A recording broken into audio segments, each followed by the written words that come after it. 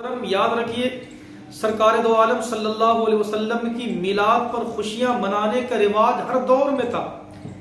ہر زمانے میں خوشیاں منائی گئی، حضور کے آمد کے چرچے کیے گئے۔ یہ اور بات ہے کہ ہر زمانے میں طریقے الگ الگ تھے، ان کا انداز جدا گانا رہا، لیکن میلاد رسول پر خرچ کرنا یا میلاد رسول کی خوشیاں منانا یہ کوئی آج کی ایجاد نہیں ہے، یا کوئی یوں نہ کہے کہ امام احمد رضا فاضل بریلوی کے بعد یہ چیزیں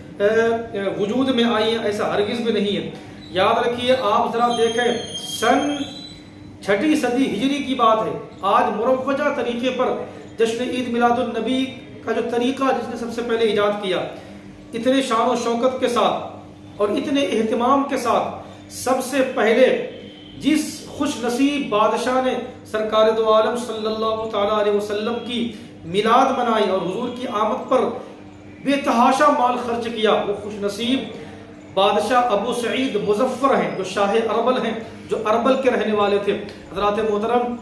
اللہ تبارک و تعالیٰ ان کی قبر پر ڈھیروں رحمتوں کی بارشیں فرمائے کہ جنہوں نے باقاعدہ جشن عید میلاد النبی منانے کا مروجہ طریقہ ایجاد کیا۔ یہ کوئی فعل مذموم نہیں ہے، یہ کوئی غلط فعل نہیں ہے، ورنہ جس زمانے میں شاہ اربل ابو سعید مظفر نے اس کام کو شروع کیا تھا، اس وقت جو ہے اس زمانے میں بڑے بڑے اکابر علماء ان کے شہر میں موجود تھے، کسی نے بھی اس پر فتویٰ نہیں لگایا، کسی نے بھی اس پر کوئی اعتراض نہیں کیا، بلکہ ان کے زمانے میں حضرت ایک دحیہ نامی ایک بہت بڑے عالم دین تھے، وہ ان کے پاس آئے اور انہوں نے حضور کی میلاد پر ایک کتاب لکھی، التنویر فی مولد البشیر النذیر۔ جب انہوں نے یہ کتاب لکھی تو بادشاہ مظفر نے یہ کتاب لکھنے کی خوشی میں کہ یہ کتاب حضور کے میلاد پر لکھی گئی ہے، اس عالم دین کو 1000 اشرفی بطور انعام اس بادشاہ نے عطا کی تھی۔ ذرا غور تو کریں کہ اگر اس زمانے میں یہ فعل غلط تھا تو وہ عالم دین وہ کتاب لکھتے کیوں، اور کتاب لکھ دی تو پھر بادشاہ نے انہیں وہ انعام کیوں دیتے؟ بادشاہ کا انعام دینا اور اس عالم دین کا یہ کتاب لکھنا یہ آج کی بات نہیں ہے، 6 صدی ہجری کی بات ہے۔ تو پتہ چلا کہ ہزاروں سال سے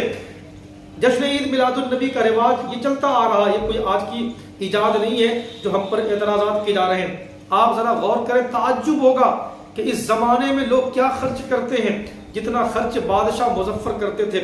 سبل الہدا والرشاد کے اندر اس بادشاہ مظفر کے بارے میں ذکر کیا گیا ہے اور فرماتے ہیں کہ وَكَانَ يَنْصَرِفُ عَلَى الْمَوْلِدِ فِي كُلِّ سَنَةٍ 300,000 دینار۔ یہ ایک معتبر کتاب کے اندر یہ بات موجود ہے کہ بادشاہ مظفر ہر سال جشن عید میلاد النبی کے موقع پر 3 لاکھ اشرفیاں حضور کی میلاد پہ خرچ کرتا تھا۔ 3 لاکھ اشرفیاں، آپ ذرا غور کریں، 3 لاکھ اشرفیاں یہ کوئی معمولی رقم نہیں ہے، یہ کوئی چھوٹی موٹی رقم نہیں ہے، بلکہ یاد رکھیے اشرفی سونے کے سکے کو کہا جاتا ہے، اور ایک اشرفی موجودہ دور میں 1 تولے کے برابر ہوا کرتی ہے۔ 1 اشرفی 1 تولے کے برابر، اور اس وقت جو ہے کم سے کم 1 تولے کی قیمت اگر 50,000 روپے لے کر کے چلتے ہیں تو یہ رقم جو بادشاہ مظفر نبی کریم کی میلاد پر خرچ کرتے تھے 3 لاکھ اشرفیاں، تو موجودہ دور میں ان 3 لاکھ اشرفیوں کی قیمت تقریباً 15 ارب پہنچتی ہے۔ ذرا غور تو کریں، 15 ارب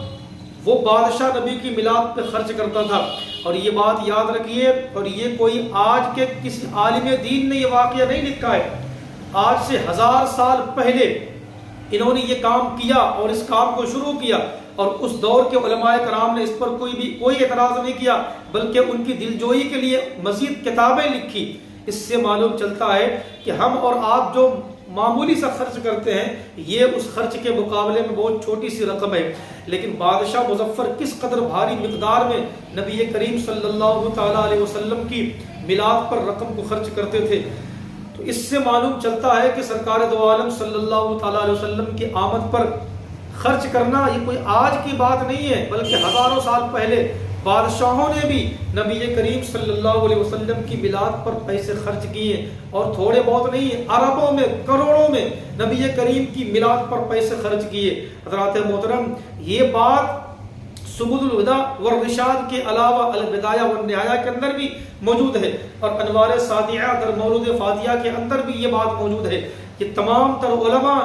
نے اپنی کتاب کے اندر اس واقعے کو نقل کیا ہے۔ اس سے بھی یہ بات سمجھ میں آتی کہ یہ واقعہ معتبر ہے، اور جنہوں نے اس بات کو شروع کیا وہ کوئی غلط یا کوئی بدعتی نہیں تھے۔ لہٰذا جو نبی کریم صلی اللہ علیہ وسلم کی میلاد پر چاہے جتنا بھی رقم خرچ کر دے وہ فضول خرچی کبھی نہیں ہو سکتی، بلکہ اس پر مزید ثواب ہی ثواب ہے۔ سرکار دو عالم صلی اللہ تعالیٰ علیہ وسلم کی میلاد پر چاہے جتنا بھی خرچ کرو کم ہے۔ کروں تیرے نام پہ جاں فدا، نہ بس ایک جاں دو جہاں فدا، دو جہاں سے بھی نہیں جی بھرا، کروں کیا کروڑوں جہاں نہیں۔